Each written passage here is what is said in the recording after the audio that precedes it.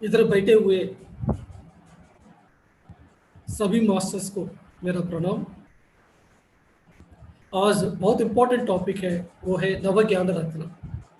क्योंकि ये नवज्ञान रत्न के बारे में आप जानकारी करेंगे तो आप सभी रत्नों को पहन सकते हैं।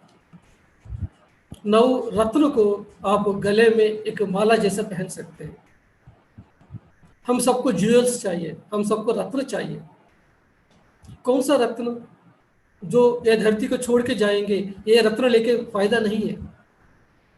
हमको वो रत्न चाहिए जो हमेशा के लिए हमारे साथ में लेके जा सकते हैं। वो भी ज्ञान रत्न चाहिए हमको। आज आप सब लोगों को नव ज्ञान रत्न के बारे में आज मैं बताने वाला हूँ। यह है हमारा पिरामिड फिलॉसफी है। पिरामिड फिलॉसफी मतलब 18 आदर्श सूत्र है, नव ज्ञान रत्न है। इसको अच्छी तरह हमको जानकारी करना है, हमको नोट करके रखना चाहिए। चलो हम आगे बढ़ते हैं इस नव ज्ञान रत्न के बारे में जानकारी करते हुए। नव ज्ञान रत्न में जो फर्स्ट पॉइंट है, फर्स्ट रत्न है, वो है कि आत्मा ही परब्रह्म है। पहले मैं सभी नव रत्न के बारे में बताऊंगा, उसके बाद एक एक को मैं एक्सप्लेन करूंगा। पहला रत्न है हमारा आत्मा ही परब्रह्म है, जीव ही ईश्वर है, इस देह ही देवालय है, श्वास ही गुरु है, समय ही साधना है, सहन ही प्रगति है, अनुभव ही ज्ञान है, दान ही धर्म है, धर्म ही मोक्ष है या पुण्य है। तो ये नवरत्न है। फिर एक बार पढ़ता हूं। आत्मा ही परब्रह्म है, जीव ही ईश्वर है, देह ही देवालय है, श्वास ही गुरु है, समय ही साधना है, सहन ही प्रगति है, अनुभव ही ज्ञान है, दान ही धर्म है, धर्म ही पुण्य है। तो ये नवरत्न हमेशा के लिए याद रखना चाहिए हमको। ये नवरत्नों को हमारे जीवन में हमेशा के लिए अप्लाई करना चाहिए। बहुत important topic. I don't know कितना लोग आप लोग ये टॉपिक के बारे में सुना है। पहला है, पहला जो 3 पॉइंट्स है, ये है, ये सब कुछ लिया गया है वेदों से। ये हमेशा रहने वाला सत्य है। वो क्या क्या सत्य है? आत्मा ही परब्रह्म है। कौन है परब्रह्म? ये आत्मा है। ये आत्मा ही परब्रह्म है। हम सब उस मूल चेतना में एक स्पेक है, एक बूंद है। अगर मूल चेतना एक समुद्र है तो उस समुद्र का एक बूंद है हम। समुद्र भी हम ही है, वो बूंद भी हम ही है। धरती से देखेंगे तो हम एक बूंद है, हम अगर ऊपर से देखेंगे तो हम उस मूल चेतना है। तो फंडामेंटल कॉन्शियसनेस भी हम ही है। धरती में मानव का रूप में रहते हुए ये धरती में घूमने वाला जीवात्मा भी हम ही है। यह सत्य हमेशा के लिए हम जानना है।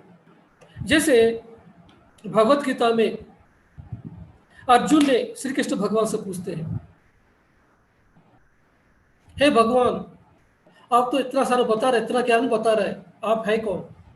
आप तो बोल रहे हैं कि सूरज को भी ध्यान सिखाया, मनु को भी ध्यान सिखाया बोल रहे हैं आप। तो ये कैसे पॉसिबल है? मनु कहाँ का है, सूरज कहाँ का है, ये ऋषि लोग कहाँ का है? इन लोगों को आप कैसे सिखा सकते हैं? आप तो मेरा जीजा जी है ना, आपका उम्र मेरा उम्र तो एक ही है। आप कैसे सूरज को सिखा सकते हैं, ऋषि लोगों को सिखा सकते हैं, मनु को सिखा सकते हैं? उन्होंने आश्चर्य दिखाया। तब श्री कृष्ण ने हंसते हुए कहा है कि बहुनि में व्यतीतानि जन्मानि तव चार्जुन तान्यहम सर्वाणि रत्वं वेत्त परंतप। हे अर्जुन, तुमको और हमको बहुत सारे जन्म हो चुके हैं, तुम कुछ भी नहीं जानते हैं, लेकिन मैं तुम्हारा जन्म भी जानता हूँ, मेरा जन्म भी जानता हूँ। इसलिए तुमको कुछ भी पता नहीं है, इसलिए तुम रो रहे हो। तुमको पता नहीं है, तुम जो अशाश्वत है शरीर के बारे में बात कर रहे हो, मुझको शरीर के जैसे देख रहे हो। तब अर्जुन पूछते हैं कि आप है कौन है? तब भगवान कहते हैं कि अहम आत्मा गूढ़ाकेश सर्वभूताशय स्थितः अहम आदित्य मध्यम च भूतानाम अंतमेव च।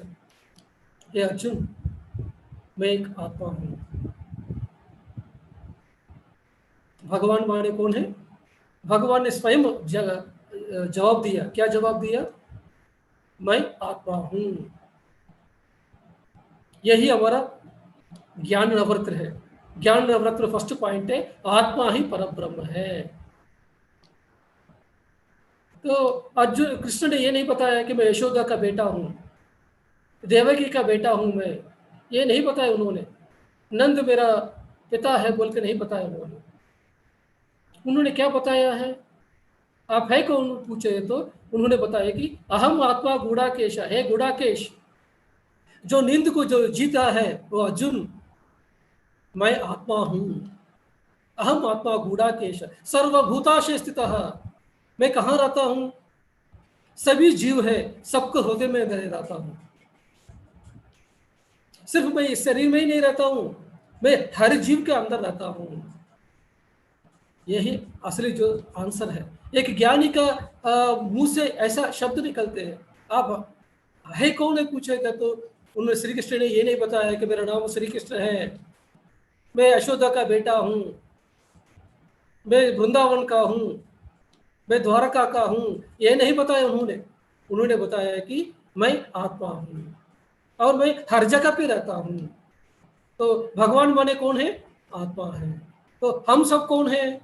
हम भी आत्मा है। जैसे श्री कृष्ण ने एक आत्मा है तो हम भी आत्मा है। उनका हमारा क्या फर्क है? उन्होंने जानकारी की अपने बारे में, हम जानकारी नहीं किया है, बस यही डिफरेंस है। आप भी ध्यान करेंगे तो आप भी योगेश्वर बढ़ेंगे श्री कृष्ण जैसा, बस यही डिफरेंस है।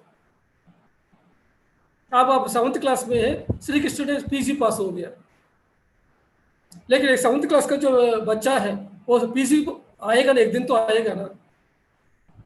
तो कोई 7th क्लास में है, कोई 10th क्लास में है, कोई 12th क्लास में है, तो श्री कृष्ण पीजी में है।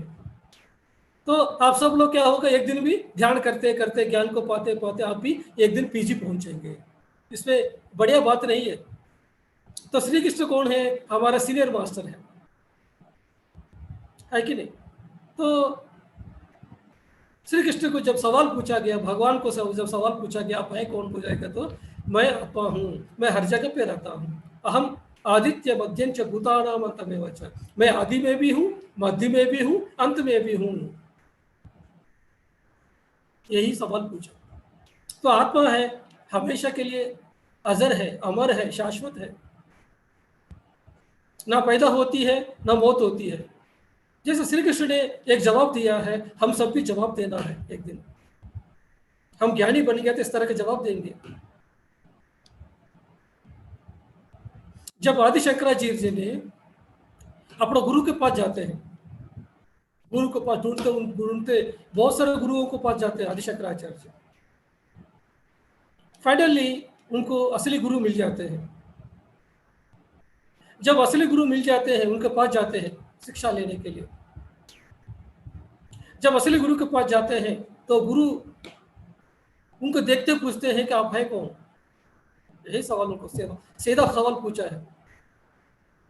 तब आदि शंकराचार्य ने ये नहीं बताया कि मेरा नाम शंकर है, मैं केरला से आ रहा हूँ, ये नहीं बताया।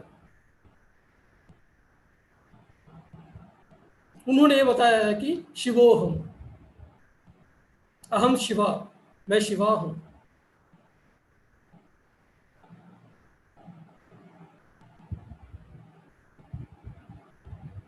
सच्चिदानंद परमात्मा शिवा मैं ही हूं।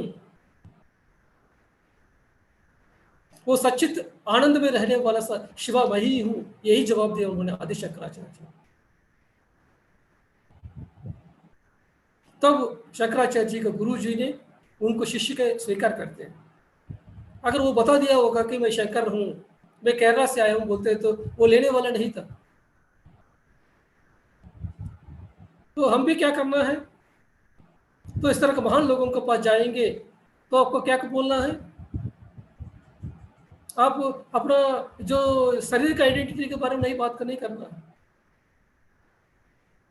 रमण महर्षि के पास जाते लोग बहुत सारे सवाल लेके जाते हैं, मेरा ये प्रॉब्लम है, मेरा बेटा कैसा है, मेरा शादी नहीं हो रहा है, मेरा बेटी की शादी नहीं हो रही है, मेरे शरीर में बीमारी है, तरह तरह प्रॉब्लम से लेकर रमण महर्षि के पास जाते हैं सब लोग।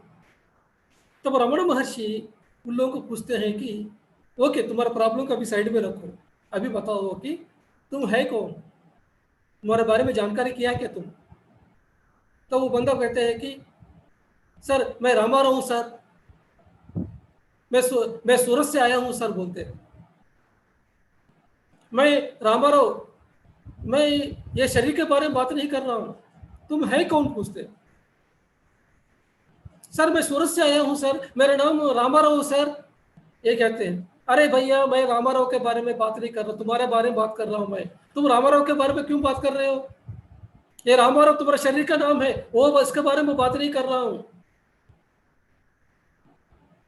ये जो शरीर को पहना है उसको बारे में बात कर रहा हूँ, उसके बारे में बताओ, बोलते वो जो सामने बंदा है उसको कुछ समझ में नहीं आता है कि रमण महर्षि क्या पूछ रहे हैं, क्योंकि हम सब लोग क्या है कि ये बॉडी कॉन्शियसनेस में है, ये शरीर के लेवल में है, हम सब लोग हम हमेशा क्या बोलते हैं कि हमेशा मेरा नाम ये है, मैं ब्राह्मण हूँ, मैं क्षत्रिय हूँ, मैं अहमदाबाद का हूँ, मैं गुजराती हूँ,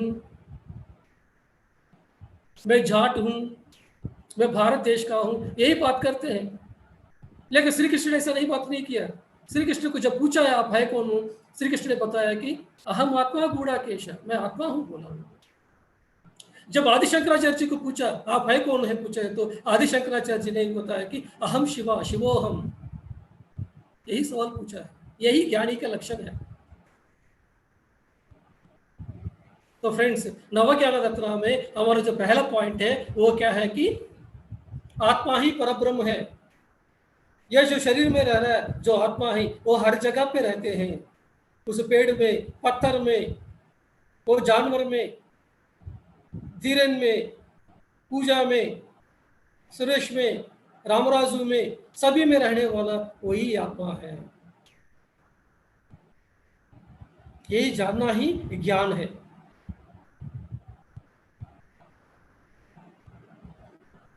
हमारा वेदों में 4 महावाक्य के बारे में बताया। क्या क्या वाक्य है, पहला है अहम ब्रह्मास्मि, वो ब्रह्मा कौन है, मैं हूं। मैं माने रामराजू नहीं है, ये शरीर को दिखाई दे रहा वो नहीं है, मैं माने वो आत्मा, वो आत्मा ही परब्रह्म है। यही हमारे वेदों में पहला जो शब्द है अहम ब्रह्मास्मि।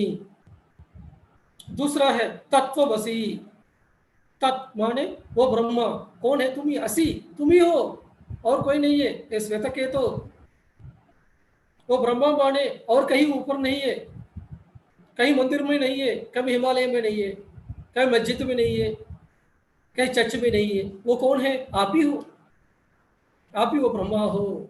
यही हमारे वेदों बता रहा है। चारों वेदों का सार है, 4 महावाक्य है। क्या क्या है, पहला है अहम ब्रह्मास्मि, दूसरा है तत्वमसि, तीसरा है प्रज्ञानम ब्रह्म, वो आपको जो प्रज्ञान आ गया वो ब्रह्मा ही मैं ही हूं, वही आपका ज्ञान है, प्रज्ञान आ गया। 14 वाक्य है आयाम आत्मा ब्रह्मा।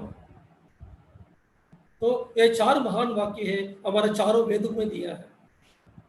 वेद हमको जानते हैं, वेद सब लोगों को जानते नहीं है, ये सभी ऋषि लोगों ने सालों साल ध्यान किया तो, हजारों साल ध्यान किया तो वो सभी वेद आया है। वो सभी वेदों का आखिरी पूरा सार क्या है कि फाइनल में आया है कि जो बंदा ढूंढ रहा है भगवान कौन है, भगवान कौन है, कहाँ है भगवान, फाइनल पता चलेगा कि वो भगवान कौन है, मैं स्वयं भगवान हूँ, भगवान और कहीं नहीं है, मैं स्वयं भगवान हूँ, आत्मा ही परब्रह्म है, ये ज्ञान मिलेगा। जिस बंदे को पता चल गया है कि वो आत्मा ही परब्रह्म है, वो बंदा ज्ञान पुरुष हो गया, एक मुक्त पुरुष बन जाएगा। तो friends this is the first point, that is the आत्मा ही परब्रह्म है। जैसे आप मिट्टी के घड़े ले लीजिए, 2 मिट्टी के घड़े ले लीजिए। एक सफेद कलर का मिट्टी का घड़ा है, एक काला सा मिट्टी का घड़ा है, ठीक है। ये घड़े के अंदर क्या होते हैं? खाली होती है क्यों नहीं? हवा होती है। और घड़े के बाहर क्या होते हैं? उधर भी हवा होती है। तो अगर वो घड़े टूट गया तो क्या होते हैं? जो अंदर का जो हवा है वो बाहर का हवा में मिल जाएगा, है कि नहीं? तो वैसा ही ये घड़ा माने ये शरीर है। ये घड़े के अंदर जो हवा है वो है जीवात्मा है। और जो बाहर का जो हवा है, बाहर का हवा कितना है? हर जगह पे फैला हुआ है, ये पूरा धरती में हवा फैला हुआ है। वैसा ही ये आत्मा हर जगह पे फैला हुआ है। ये जीवात्मा है, ये शरीर में अंदर है।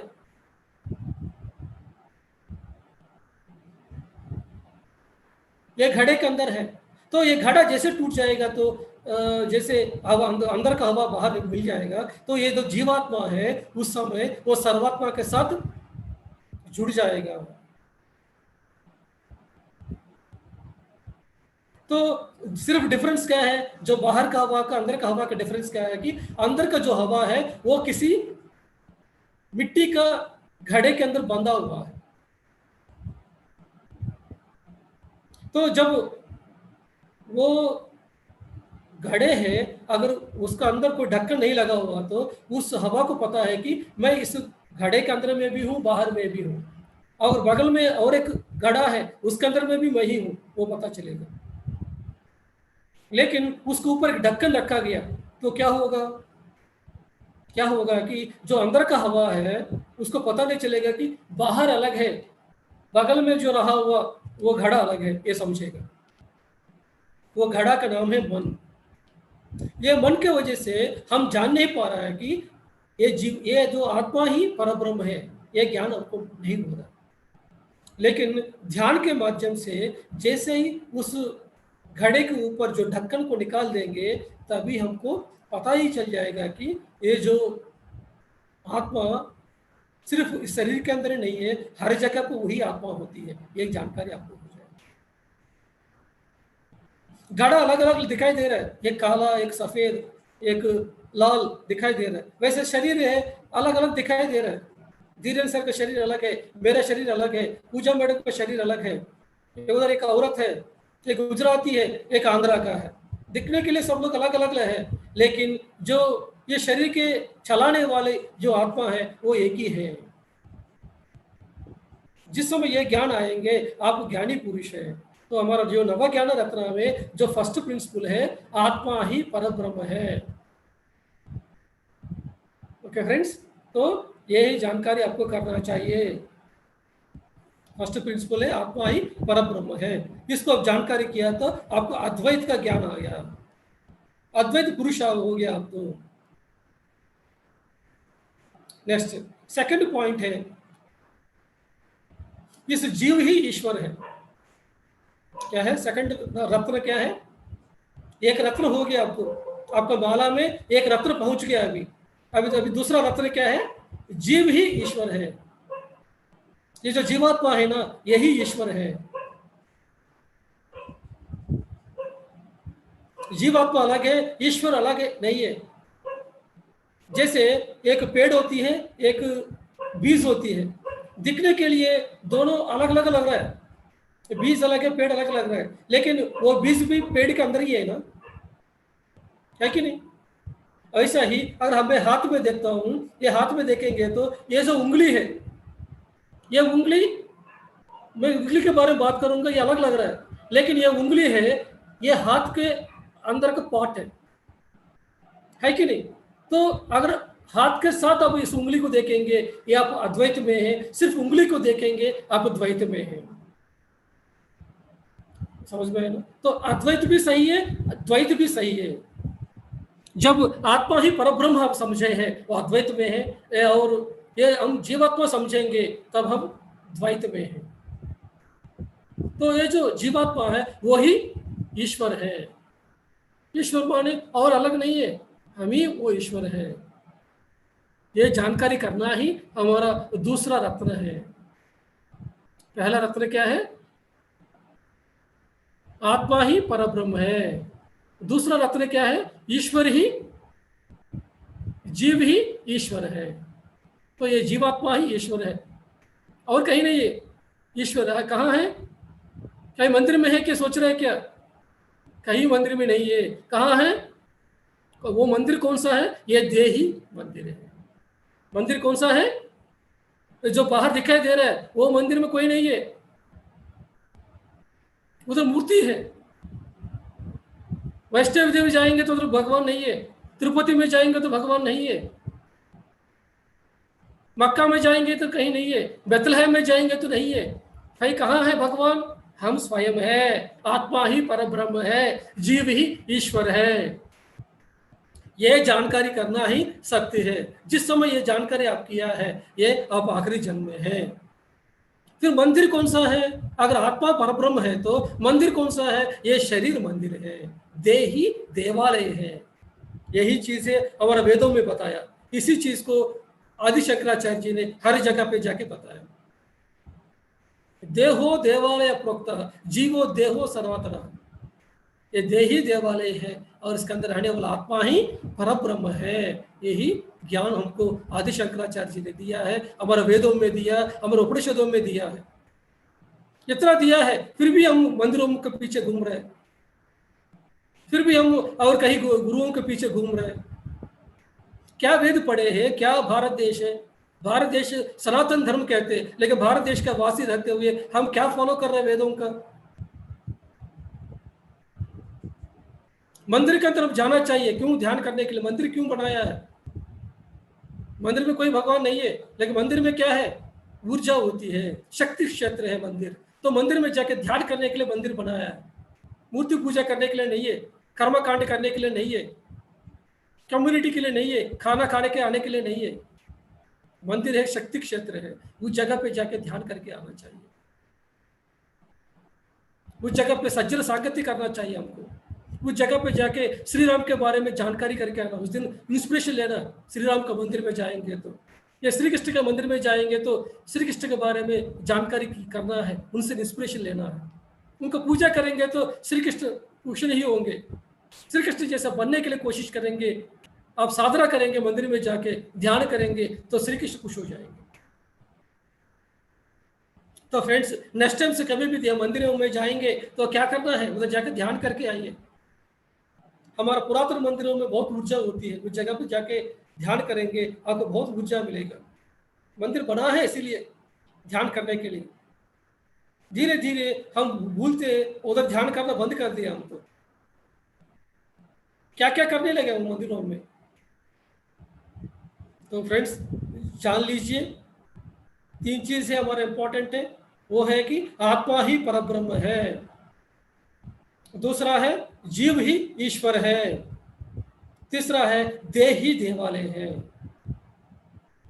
ये तीनों चीज को हमेशा के लिए, हमेशा के लिए, हमेशा के लिए याद रखना चाहिए हमको। यही भगवत गीता का आपका एक ही एक मैसेज है। श्री कृष्ण भगवान का एक ही मैसेज है, अहम आत्मा गूढ़ा केश। मैं आत्मा हूं, यह अर्जुन। भगवान माने आत्मा है, सर्वभूताशे स्थित। आत्मा कहाँ रहती है? हर जगह रहती है। कहाँ नहीं रहते आत्मा? हमारे हर एक सेल के अंदर रहती है। हमारा शरीर में 100 ट्रिलियन सेल्स है, हर एक सेल के अंदर आत्मा है। कहाँ नहीं है? हर जगह वही विष्णु है, हर जगह वही शिव है।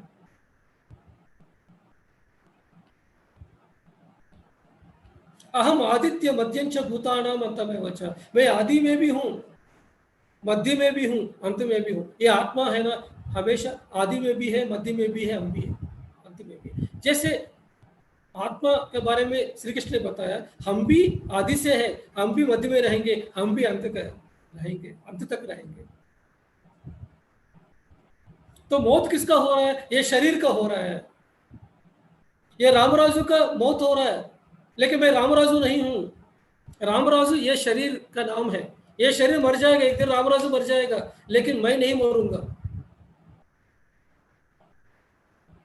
जब मौत हो जाती है, एक चीज नीचे रह जाती है, एक चीज ऊपर चली जाती है। कौन सा चीज नीचे रहती है, कौन सा चीज ऊपर चली जाती है? नीचे रहती है रामराजू। इसको तो हम क्या करेंगे, उसको जला देंगे रामराजू को। लेकिन मेरा मौत नहीं है, मैं ऊपर चले जाता हूँ। जैसा ये शरीर को मैं छोड़ दूंगा, चले जाऊंगा मैं बहुत सारा नाम थे मेरा, बहुत सारा जन्म लिया हूं मैं। आधा जन्म औरत जैसा मैं जन्म लिया हूं, बहुत सारे देशों में जन्म लिया हूं, बहुत सारा धर्म में जन्म लिया हूं। इस जन्म में हिंदू के रूप में आया हूं, इस जन्म में मैं आंध्र प्रदेश में पैदा हुआ हूं, लेकिन मैं रामराजू नहीं हूं। यह जानकारी करना ही सत्य है। उस सत्य के साथ रहना ही आपको धरती में काम करना है। जिस समय इस सत्य के साथ रहेंगे, आपको मौत के बाद सत्यलोक में जाएंगे, सीधा से सत्यलोक में जाएंगे। अगर ये सत्य के बारे में पता नहीं है, मैं शरीर ही समझेंगे, तो धरती में उधर ही घूमता रहेंगे। धरती में मेरा बीवी, मेरा बच्चा, मेरा घर, वो घर के अंदर ही घूमता रहेंगे। मेरा पोती को छोड़ के मैं नहीं जा सकता हूँ, मेरा पति ही मेरा है, सब कुछ है, इस तरह समझेंगे, उधर ही घूमेंगे। क्योंकि सभी भगवान जब समझेंगे तो हम क्या करेंगे?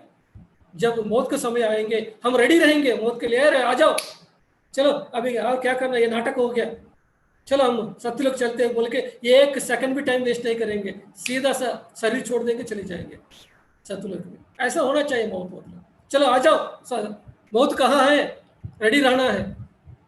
कोविड अटैक करेंगे आपको, कोरोना आएंगे, आ जाओ, आ गया तो कोरोना को क्या करना, आपको वेलकम करना है, आ जाओ आ जाओ। तो कोरोना डर के मर जाएगा, भाग जाएगा।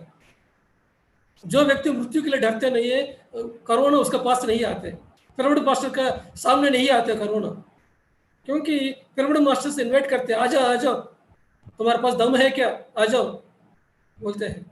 लेकिन जो बंदे डरते हैं, हम मर जाएंगे, हम तो शरीर है, मौत हो जाती, सोचेगा, उसके पास कोरोना आएगा। ठीक है ना? अब कोरोना आएंगे, उनको क्या करेंगे हम? उनको हाथ को हाथ पकड़ के घूमने के लिए लेके चले, चलो हम दोस्ती करेंगे, इस तरह के चलना है, तो आप मास्टर बनेंगे। इसलिए कोई भी बंदा ये मास्क लगा रहा है, पत्री जी डांट रहा है सबको, तुम क्या मास्टर है, तुम अभी भी मास्क लगा रहा है, इसका मतलब तुम क्या डर रहा है क्या मौत से लिए? तुम क्या मास्टर है?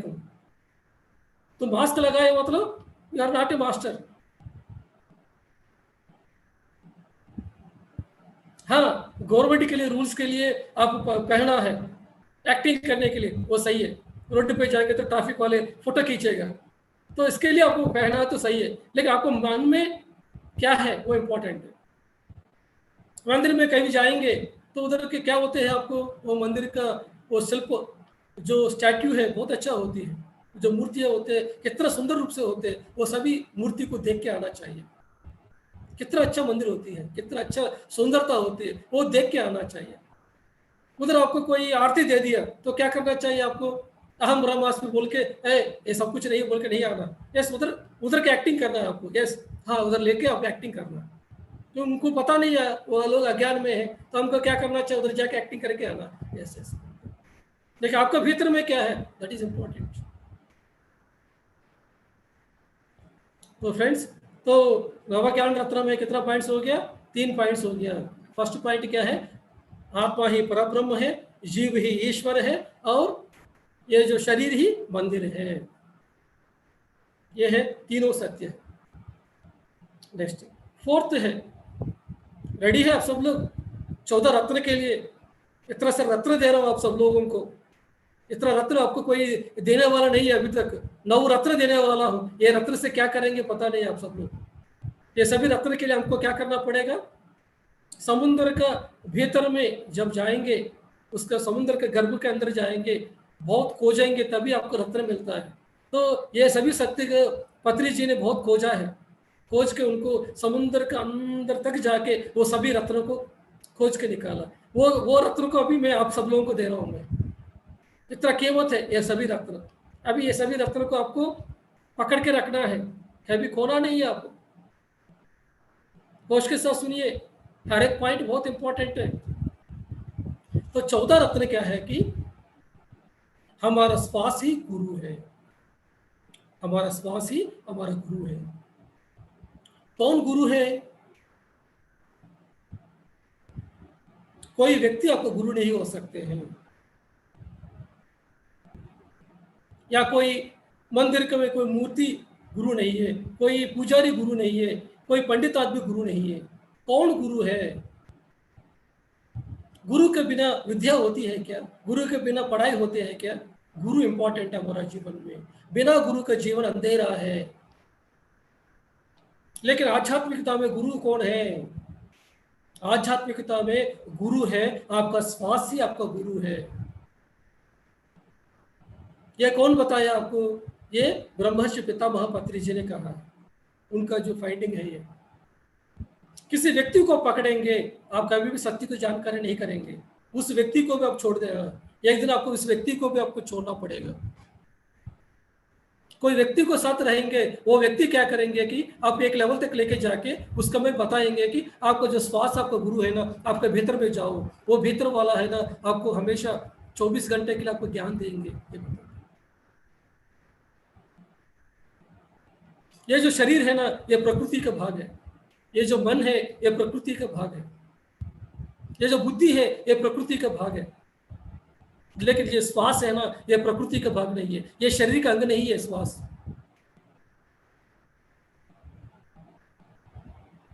ये जो श्वास है, ये ब्रह्मांड का भाग है, जीवात्मा का भाग नहीं है। ये श्वास,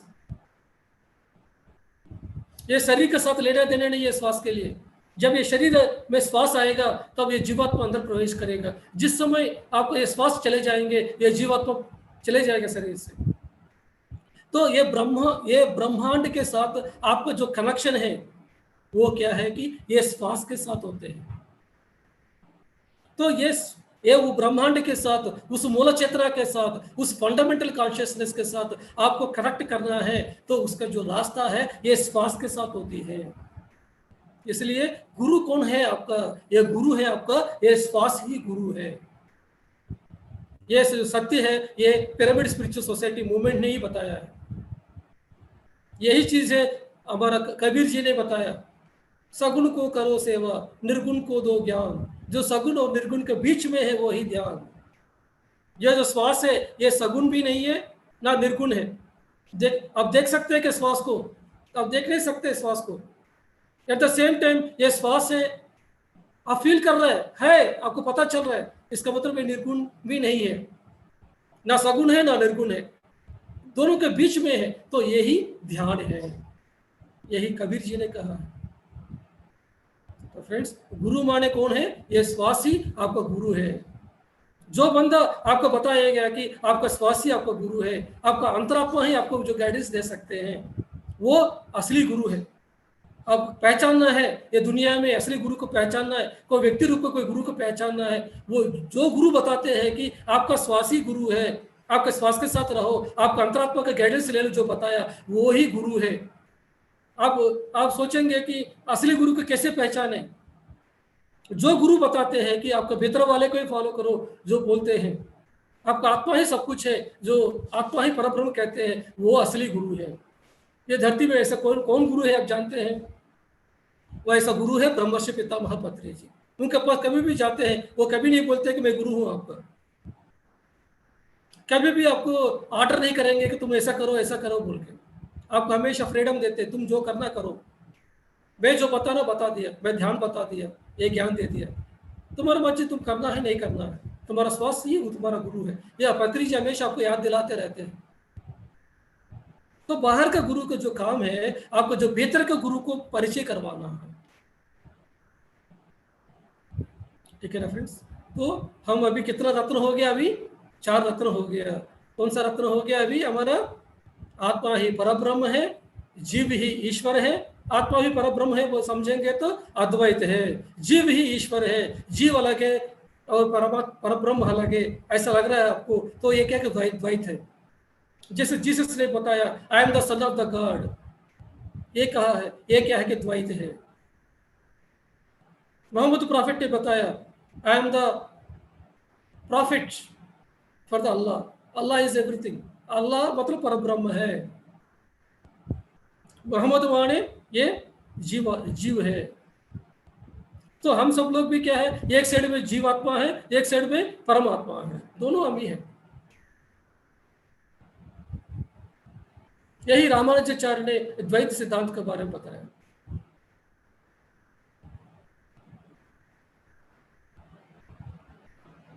तो हम कैसे समझेंगे, कौन सा एंगल से समझेंगे, यही इंपॉर्टेंट है हमारे लिए।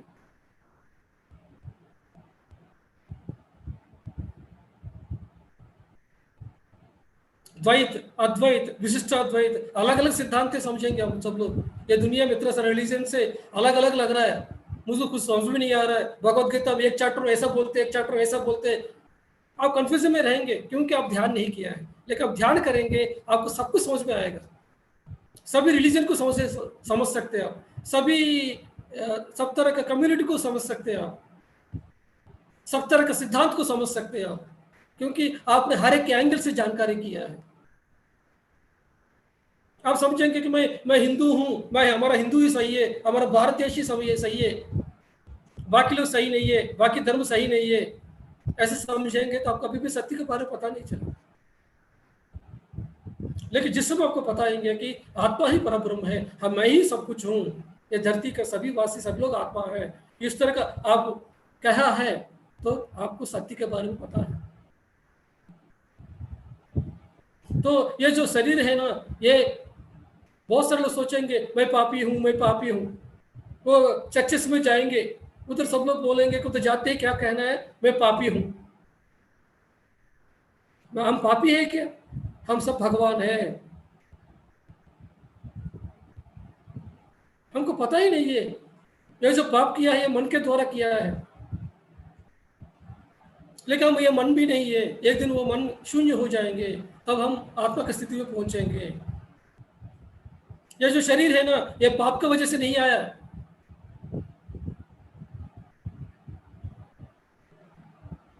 हमारा माता पिता सृष्टि का कार्य करने की वजह से आया है ये शरीर। ये शरीर बहुत इंपॉर्टेंट है, ये मंदिर है, इस मंदिर को कितना इंपॉर्टेंस देना चाहिए, कितना प्यार करना चाहिए। ये शरीर बनाने के लिए करोड़ों करोड़ों करोड़ों देवी देवता है काम किया है। आप क्या जानते हैं? अब थाड़े है तो ऊपर लोगों में जाके देखिए, उधर एलिमेंटल से, देवा किंगडम है, नेचर स्पिरिट से वो लोग काम करते हैं आपका एक एक अंग बनाने के लिए। उधर फैक्ट्रीज होते हैं, आपका हाथ के लिए एक फैक्ट्री होती है, आपका किडनी के लिए एक फैक्ट्री होती है, आपका हार्ट के लिए एक फैक्ट्री होती है, आपके शरीर को निर्माण करने के लिए एक सेपरेट वर्कर्स होते हैं, और सब लोगों को, और माता के गर्भ में उस पिंड को डालने वाला एक मास्टर्स का ग्रुप होती है। उसके बाद उसी शरीर के अंदर आत्मा को प्रवेश करने के लिए मास्टर्स होते हैं। इधर जैसे फैक्ट्री में white workers, blue colour workers, yellow colour workers, तरह तरह कलर वर्कर्स होते हैं, वैसा ही ऊपर लोगों में हमारे शरीर को निर्माण करने के लिए, हमारा ब्लूप्रिंट को मैनिफेस्ट करने के लिए कितना करोड़ों देवी देवता है काम करते हैं। आप क्या जानते हैं? आप अपने बारे में कुछ भी नहीं जानते हैं, बहुत बातें करते हैं, आध्यात्मिक हम बहुत जानते हैं, हम भारत देश में हम बहुत जानते हैं, समझेंगे कुछ भी नहीं जानते हैं। बहुत साधना करना पड़ेगा, बहुत किताबें पढ़ना पड़ेगा। सिर्फ किताबें पढ़ के हम सोच रहे हैं कि हम बहुत जानते हैं। हर दिन कहानी सुनते रहते हैं, रामायण की कहानी सुनेंगे, भागवत की कहानी सुनेंगे तो आत्मज्ञानी नहीं बनेंगे। आपको ध्यान को अपनाना पड़ेगा। जिस समय आप ध्यान को अपनाएंगे तभी रामायण का असली मीनिंग समझ में आएगा, तभी भगवत का असली मीनिंग समझ में आएगा। प्रवचन के लिए बहुत जाते हैं हम, तो घंटों घंटों सुने के आते हैं। बहुत सारा स्वामी जी है 3 घंटे के लिए बताते रहेगा, अशोक वन में सीता ने किससे रोया है, 3 घंटे के लिए मेरे बताएगा। बहुत सारा औरत जाएंगे उधर प्रवचन में, रोते रोते रोते आएंगे, सीता ने ऐसा बैठ के ऐसा किया है बोल के। सीता ने कितना ध्यान किया आपको क्या पता है? अनटोल्ड स्टोरी ऑफ सीता का किताब पढ़िए तब पता चलेगा आपको। उन्होंने कभी रोया नहीं है। अशोक वन में है सीता ने, सीता माता। अशोक वन माने जहां शोक नहीं है वो अशोक वन है। जगह दुख नहीं है उधर अशोक वन है, उस जगह पे रही है सीता माता। उन्होंने जब तक उस अशोक वन में है तब तक पानी भी नहीं पिया, खाना भी नहीं खाया, सिर्फ ध्यान करते रहा। उस आत्मशक्ति के द्वारा वो जी है। क्योंकि एक राक्षस बना हुआ खाना को कैसे खा सकते हैं? एक योगी राक्षस जो बनाया, जो मांसाहारी बनाया, वो खाना नहीं खा सकते। इसलिए सीता माता ने खाना नहीं खाया उधर अशोक वन में। और सीता माता का आरा कितना बढ़ गया ध्यान करके करके। तो रावण 3 लोकों में शक्तिशाली है। तो रावण ने सीता माता को छूने के लिए आया है, लेकिन छू पाया क्या? उनका नजदीक में नहीं पहुंच पाया, क्योंकि उनका आरा इतना बड़ा है। तो हमारे सब लोग कहते हैं औरतों पर अत्याचार हो रही है, औरतों को बचा के रखना चाहिए, प्रोटेक्शन रखना चाहिए बोल के। तो उन लोगों को, हमारे बच्चियों को क्या सिखाना चाहिए, हमारा लड़कियों को क्या सिखाना है? बाहर दुनिया में प्रोटेक्शन नहीं है, उधर बाहर दुनिया में अत्याचार होती है और लड़की के लिए प्रोटेक्शन नहीं है, इसे बातें करना है क्या? तो हमारे जो बच्ची हैं उनको क्या सिखाना चाहिए? कराटे सिखाना चाहिए कि ध्यान ध्यान सिखाना चाहिए? बताइए आप। कुंग फू सिखाना चाहिए कि ध्यान सिखाना चाहिए? कराटे सिखाया, कुंग फू सिखाया, इसका मतलब आप क्या प्रोग्रामिंग कर रहे हैं? आपको बाहर दुनिया है वो अनसेफ है। कराटे आप सिखाया किसके लिए? शरीर के लिए, डिसिप्लिन, माइंड के डिसिप्लिन के लिए, दैट इज ओके। लेकिन लड़कियों को कुछ होगा बाहर, इसका वजह से आप नहीं सिखाना।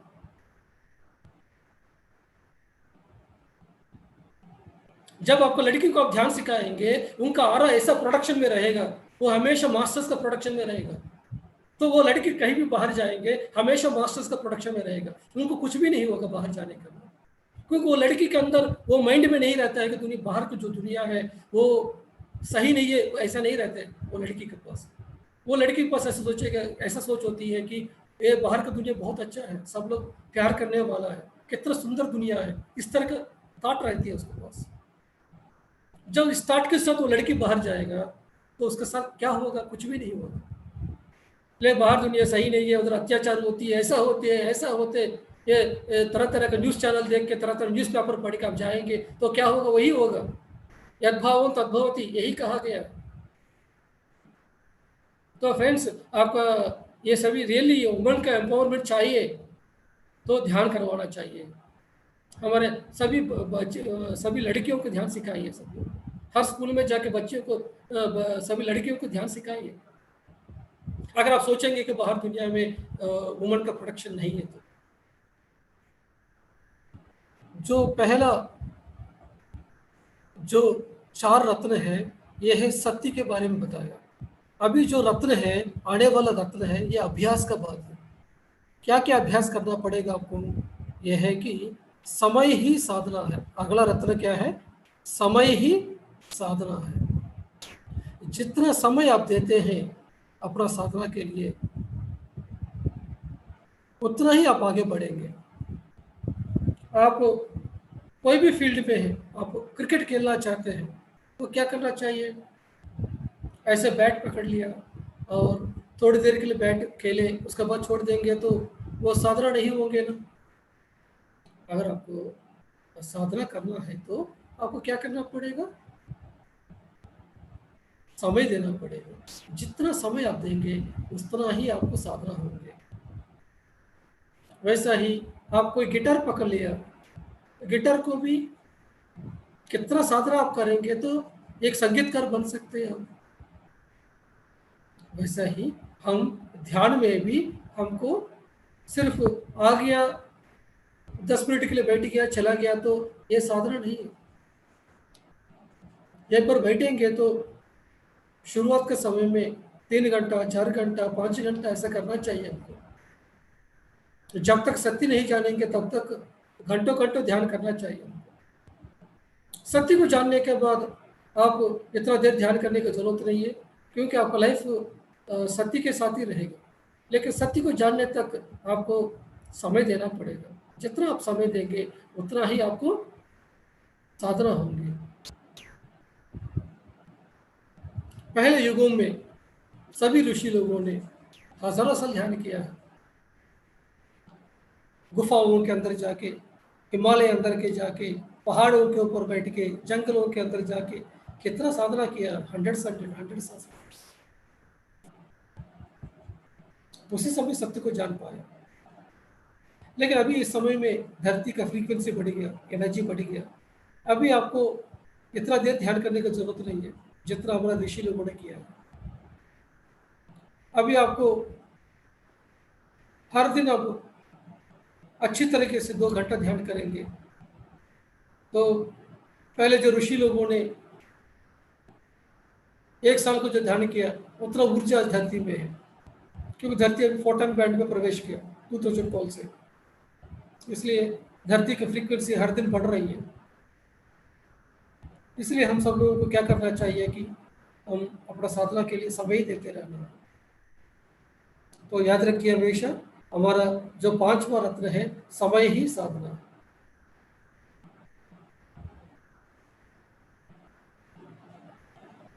नेक्स्ट 6वां रत्न है, यह है सहन ही प्रगति है। जितना सहन के साथ रहेंगे उतना प्रगति होंगे। आपको ध्यान को शुरुआत करेंगे उस समय क्या होते हैं कि हम सब लोगों का नाड़ी मंडल का शुद्धि होते हैं, जन्म जन्मों का कर्म सब कुछ क्या होते हैं, ये नाड़ी मंडल में होते हैं। जितना भी आपका जो इम्प्रिंट से, जितना भी प्रोग्रामिंग हुआ, जितना भी आपका जो बिलीफ सिस्टम है, हमारा सब कुछ क्या है कि हमारा नाड़ी मंडल में होते हैं। तो ये सब कुछ क्लीनिंग होना है। ये सब कुछ क्लीनिंग होगा तो उसी समय आपको तो थाड़ी ओपन होंगे। जब नाड़ी मंडल की शुद्धि होने के समय में क्या होते हैं कि आपको शरीर में तरह तरह का दर्द आएंगे, खुजली के महसूस होंगे, आपको लगेगा कि ध्यान को छोड़ के चले जाए, ये क्या हो रहा है मेरे साथ। पहले इतना दर्द नहीं था, पीठ का दर्द शुरू हो गया, इधर दर्द हो गया, इधर दर्द हो रहा है। यह होगा क्योंकि जन्म जन्मों का कर्म है, इतना कर्म किया है, सबको क्लीनिंग होना है। जैसे घर बंद करके रखा 50 साल से, अगर आज वो घर को खोलेंगे तो क्या होगा, घर गंदा पड़ा रहेगा। उस समय आप उस घर को साफ करना शुरू करेंगे, तब क्या होते हैं, बहुत सारी जो मिट्टी है उड़ना शुरू होंगे। वैसा ही अभी तक हम हमारा जो गंदगी है उसको साफ करना शुरू नहीं किया, झाड़ू पकड़ा नहीं है हमको। आज झाड़ू पकड़ लिया हम तो तब क्या होते हैं, शरीर में दर्द का महसूस होंगे, आपको तरह तरह के टेंशन बाहर आएंगे, तरह तरह के फियर्स बाहर आएंगे, क्योंकि सब कुछ रिलीज हो रहा है, रिलीज होकर चले जा रहा है आपका नाड़ी मंडल से। लेकिन आपको सहना पड़ेगा, कुछ भी आया सहना पड़ेगा, बैठना ही पड़ेगा आपको, आंखें नहीं खोलना है, बैठे रहना पड़ेगा। एक साइड में बाहर दर्द होते हैं और एक साइड अंदर दर्द होते हैं। एक साइड बाहर में जब ध्यान में आए तो आपके घर वाले कोई ना कोई रहेगा, वो बोलेंगे क्या ध्यान में बैठ रहे हैं, कोई काम दाम नहीं है क्या, जाके काम करो, कुछ ट्यूशन पढ़ाओ, कुछ पैसा कमाओ, टाइम को क्यों वेस्ट कर रहे हो। आपको बीवी से गाली मिलेगा, आपको पति से गाली मिलेगा, आपको बच्चे आपको गाली देंगे, सन्यासी बनने वाला है क्या, हिमालय में भागने वाला है क्या।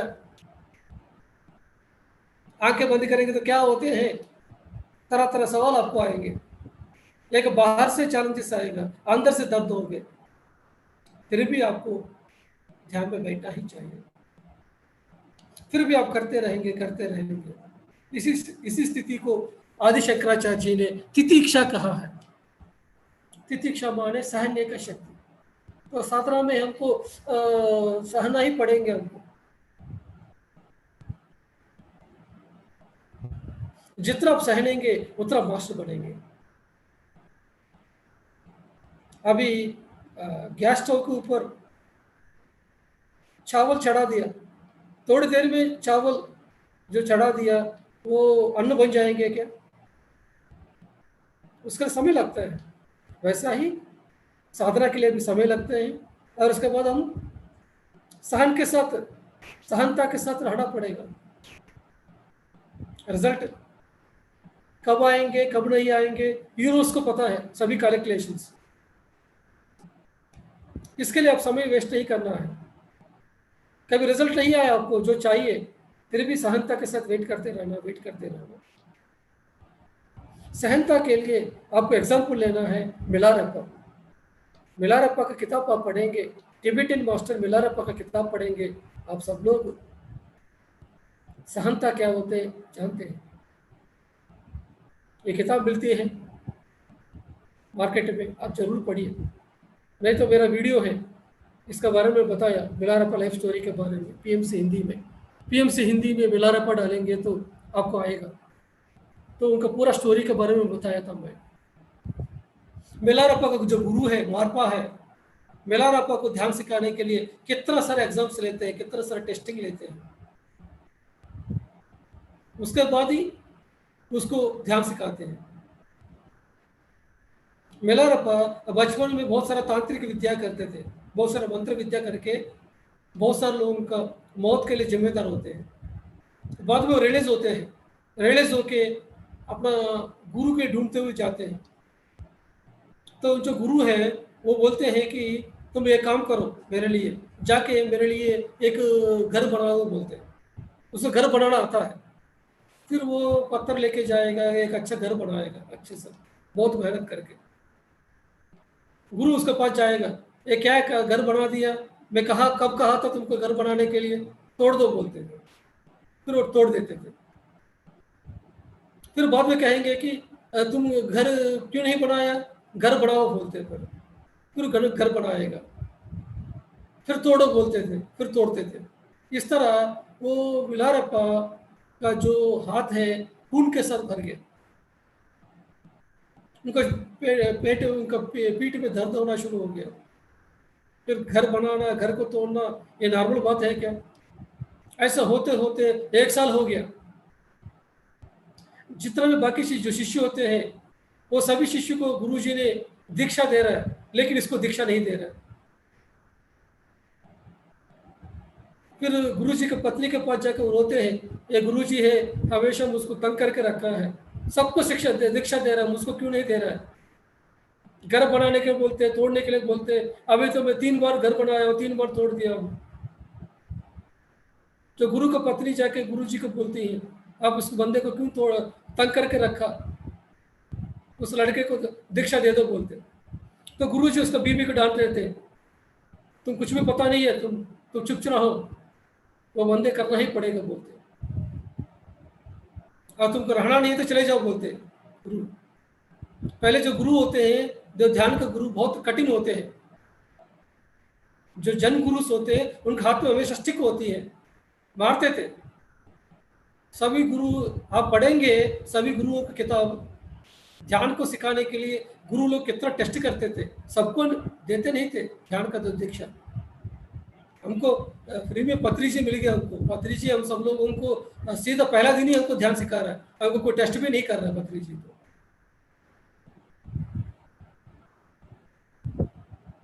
आप living with the Himalayan master किताब पढ़िए, स्वामी रामा को ध्यान सीखने के लिए कितना तड़पना पड़ा। ऑटोबायोग्राफी ऑफ योगी पढ़िए, परमहंस योगानंदा को कितना गुरुओं के पास जाना पड़ा, कितना सहना पड़ा उनको, तभी उनको गुरु मिले। मिलारप्पा 3 साल वो घर बनाता रहा, तोड़ते रहा, खून ही खून हो गया उनको, मरने का दशा आया। तब गुरुजी उसको बुला के उस समय दीक्षा देते हैं।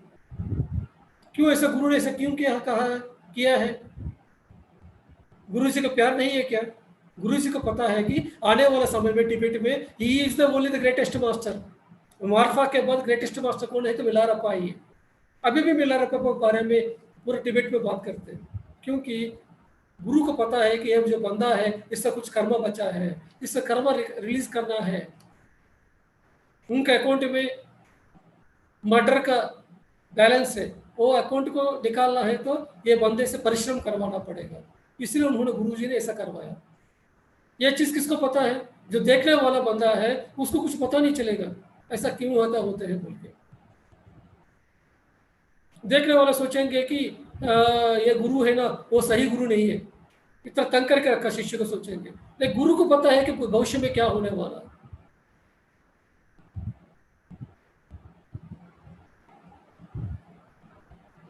दस साल के पहले एक दिन क्या हुआ था कि एक औरत जा रही थी, हमारा एक ध्यान महाचक्र में हजारों लोग थे उधर, एक औरत जा रहे थे, पत्री जी ने वो लड़के वो औरत को बुलाया, उनका पीठ में एक मारा पत्री जी ने, उनका पेट में मारा, उनका इतना पटाई किया वो औरत को पत्री जी ने। सब लोग जो देखने वाला सब लोग भाग गया, सब लोग गाली दिया पत्री जी को, क्या गुरु है ऐसा औरत को ऐसा मारा है बोल के। बहुत दिनों तक सब लोगों ने गाली दिया पत्री जी को, पत्री जैसा क्यों मारते रहते हैं सब लोगों को, क्या गुरु है ये, सोचा। बाद में ये जो औरत है उसको मिला 1 साल के बाद, जब जाके मैं पूछा मैं उनको, आप कैसे हैं आपको, उस समय पत्री जी ने क्यों मारा, बोला सर आपको क्या पता है मेरा पेट के अंदर कैंसर था, पत्री जैसा मारने की वजह से मेरा कैंसर ठीक हो गया। ये किसको पता है? पत्री जी ने जवाब नहीं दिया मैं ऐसा क्यों मारा हूं बोल के, वो आंसर नहीं देते हैं। सिर्फ पत्री जी को पता है, औरत को पता है क्या हुआ। जो जो देख रहा है जो लोग है वो लोग क्या देखा है, पत्री जी बहुत कठिन गुरु है, क्या गुरु है, क्यों ऐसा मारते हैं औरतों को, सोचेंगे। लेकिन पत्री जी ने क्या किया है किसको पता है, तो पत्री जी को पता है, औरत को पता है। ऐसा होते गुरु। वो औरत ने बहुत ध्यान किया है, इसी की वजह से ऐसा मिला है उनको। पत्री जी ने भी कुछ नहीं किया है, क्योंकि वो औरत को जो कर्मा है वो कंप्लीट हो चुके हैं, उन्होंने बहुत ध्यान किया है, इसी की वजह से पत्री जी के द्वारा उनका कर्मा रिलीज हुआ है। उधर पत्री जी भी कुछ नहीं किया है, जो किया है सब कुछ उनका जो ध्यान साधना। हमेशा कोई भी व्यक्ति किसी को उद्धार नहीं कर सकते, कोई भी व्यक्ति किसी का हीलिंग नहीं कर सकते। आपका जो परिश्रम है, आपको जो साधना की वजह से ही ऐसा हुआ है। तो वो जो गुरु जी है मिलारप्पा को पहले मंत्र दीक्षा दिया, ये गुफा के अंदर लेके गया, गुफा के अंदर बिठा दिया, गुफा के बिठा के गुफा के सामने एक पत्थर रख दिया ताकि वो बंदा बाहर नहीं आए। पहले 3 बार खाना देते थे, उसके बाद 2 बार देते थे, उसके बाद 1 ही बार खाना देते थे, उसके बाद हफ्ते में 1 बार खाना देते, क्योंकि वो बंदा वो गुफा के अंदर से बाहर नहीं निकलना। ऐसा 2 साल हो गया, 2 साल के बाद वो बाहर निकलते हैं, उसके बाद उसको फिर और एक दीक्षा देते थे। फाइनल में ऐसा होते होते 20 साल के बाद ध्यान के बारे में बताया, तब वो बंदा ने फिर श्वास के साथ जुड़े रहे, तब वो महान योगी बन गया मिलारप्पा। अगर मिलारप्पा के पास सहन शक्ति नहीं होते, हमारा गुरु जी इतना टेस्टिंग करना सोच के भाग लेते तो योगी बन जाते थे क्या? तो सहन शक्ति चाहिए, तो मिलारप्पा के बारे में जानना है। आप लोगों ने इतना साधना किया है क्या, इतना तड़पे है क्या, जैसे मिलारप्पा जिन्हें तड़पे हैं योगी बनने के लिए? जिस बंदे के इतना तड़प है वो बंदा पाएगा।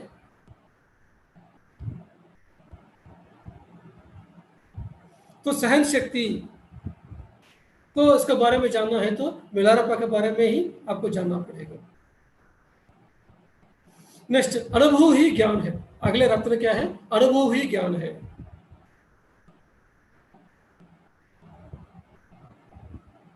तो किताबें पढ़ेंगे तो ज्ञान नहीं आएगा, प्रवचन में से क्लास बता रहा हूँ यार, अनुभव ये ज्ञान नहीं है। ज्ञान कब आएगा? अनुभव से आते हैं। जब आपको लाइफ में एक्सपीरियंस होंगे, उसके थ्रू आप गुजरेंगे, तभी आपको पता चलेंगे प्यार क्या होते हैं कि नहीं है। कैसे पता चलेगा आपको? आप किसी लड़की से प्यार करेंगे तभी पता चलेगा। जो बंदा प्यार नहीं किया लड़की से, वो बंदा कैसे प्यार के बारे में बात कर सकते हो?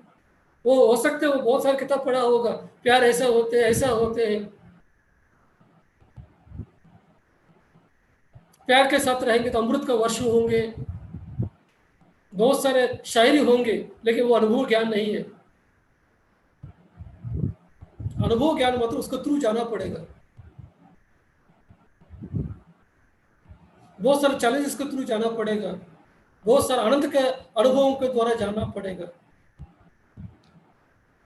इसलिए इतना सारे जन्म हम क्यों लेते हैं? अनुभव से, कि अनुभव पाने के लिए लेते हैं हम। तो मैं किसी को थप्पड़ मारा हूं,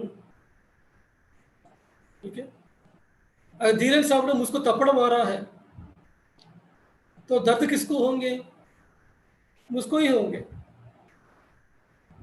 है कि नहीं? धीरेन साहब को पता चलेंगे क्या तो दर्द क्या होते हैं? नहीं पता चलेंगे।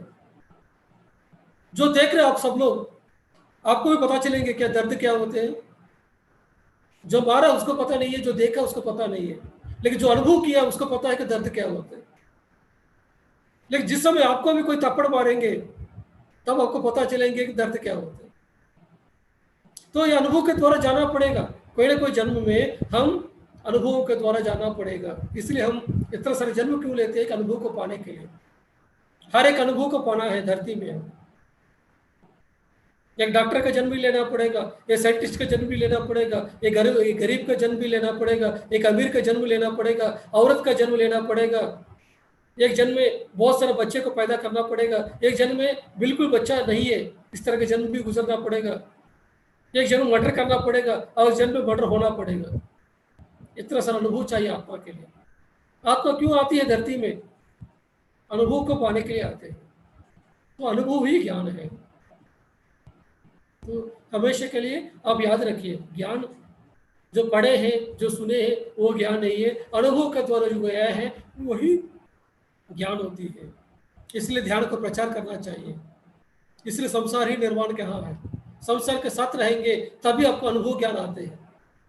जब आप इधर ध्यान का क्लास सुन रहे हैं, मैं समाधि में चला गया, बहुत अच्छा ध्यान किया, वो बोलेंगे, लेकिन घर में जाएंगे भी गाली देंगे आपको। रात को 11 बज गया, अभी तो क्या कर रहे हो, अभी क्या सुन के आ रहे तुम? इस तरह जब गाली भी देंगे आपको, आपको बीवी, तब आप कैसे रहेंगे? आप आपका अंदर कैसे आप रेस्पॉन्ड करेंगे? आप रिएक्ट करेंगे, रेस्पॉन्ड करेंगे उस समय में। ये आपका एग्जाम है। तो हर दिन आपको जो भी ध्यान करते हैं उसका जो एग्जाम आपका बीवी के द्वारा, आपके बच्चे के द्वारा, आपके पति के द्वारा, आपके बॉस के द्वारा हर दिन एग्जाम होते रहते हैं। तो इसी को कहते हैं अनुभव के ज्ञान। यही आपका अगला रत्न है। कितना हो गया? 7 हो गया। ये सभी साधना है। नेक्स्ट 8वां रत्न है, वो है कि दान ही धर्म है। जो भी ज्ञान पाया, अब साधना किया है, सब ज्ञान पाया, उसके बाद क्या करना चाहिए? दान ही धर्म है। मैं जो भी पाया हूं पत्री जी के द्वारा, मेरा साधना के द्वारा, अगर आज आके मैं क्लास में नहीं बताऊंगा, यह मेरा धर्म नहीं है। हमारा धर्म क्या है कि जो भी मैं पाया हूं, जो भी मेरे पास है, उसको मैं हमेशा बांटना चाहिए। जितना हम बांटेंगे उतना ही हम आगे बढ़ेंगे। अगर मैं छुपा के रखूंगा तो क्या होंगे? तो ये मेरा धर्म नहीं है। तो जितना आप दान देंगे, जो आपके पास है वो दान दे दीजिए।